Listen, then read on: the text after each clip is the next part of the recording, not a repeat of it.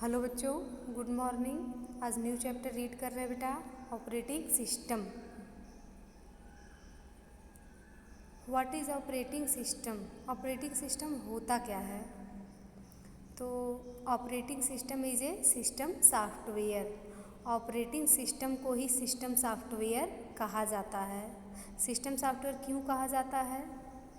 क्योंकि बिना operating system के हमारा सिस्टम बूट ही नहीं हो सकता। यानी दुनिया में जितने भी कंप्यूटर ऑन हैं उन सभी में ऑपरेटिंग सिस्टम इंस्टॉल है, और यदि ऑपरेटिंग सिस्टम नहीं इंस्टॉल है तो वो सिस्टम एक तरह से डेड है। तो ऑपरेटिंग सिस्टम ही हमारे सिस्टम को चलाता है। ओके, इसका डेफिनेशन देखते हैं बेटा। Operating system is a collection of set of programs which manage all the resources of the computer system. Operating system set of program का कलेक्शन है। सेट ऑफ प्रोग्राम को सॉफ्टवेयर भी कह सकते हैं, जो कि हमारे कंप्यूटर के सारे रिसोर्सेज को मैनेज करता है। नेक्स्ट पैराग्राफ देखिए। It is an intermediator between the user and hardware. हमारा जो ऑपरेटिंग सिस्टम होता है वह यूज़र और हार्डवेयर के बीच इंटरमीडिएटर का काम करता है। यूज़र मीन्स होता है बेटा प्रयोगकर्ता, और हार्डवेयर मीन्स होता है कंप्यूटर। अगला पॉइंट है कैरेक्टरिस्टिक्स ऑफ ऑपरेटिंग सिस्टम, यानी ऑपरेटिंग सिस्टम की कुछ चारित्रिक विशेषताएं भी हैं, जिनमें फर्स्ट है शेड्यूलिंग। शेड्यूलिंग मीन्स क्या होता है? ऑपरेटिंग सिस्टम के पास शेड्यूलिंग का मैकेनिज्म होता है। जो बहुत सारे टास्क को परफॉर्म करा रहे होते हैं, तो किस टास्क को कैसे शेड्यूल करना है, शेड्यूलिंग डिसाइड करता है। जैसे बेटा कई काम आपने दिया ऑपरेटिंग सिस्टम में, ऑपरेटिंग सिस्टम क्या करता है? कई वर्क आपने दिया, फर्स्ट, सेकेंड, थर्ड, फोर्थ, वो डिसाइड करता है कि फर्स्ट सबसे पहले किसको करना है, उसके बाद किसको करना है, उसके बाद किसको करना है। सेकेंड देखिए है मेमोरी मैनेजमेंट।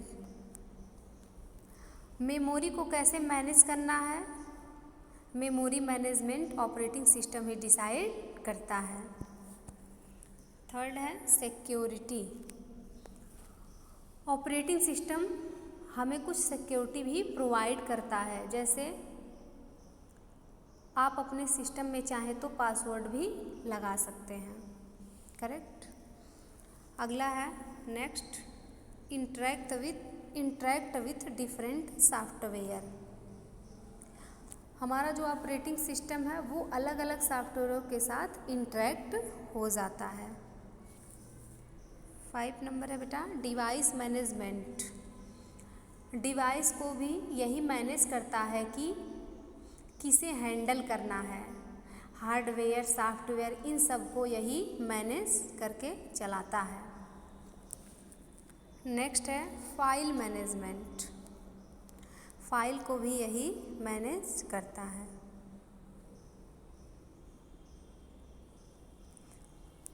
नेक्स्ट पॉइंट है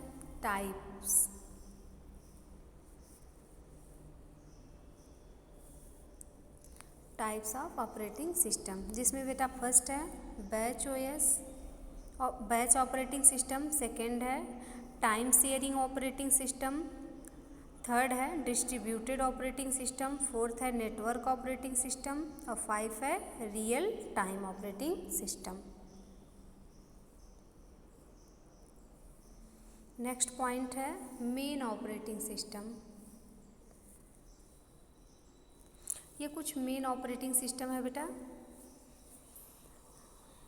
जिसमें फर्स्ट है MS-DOS, सेकेंड है यूनिक्स, थर्ड है विंडोज़, और फोर्थ है लाइनक्स।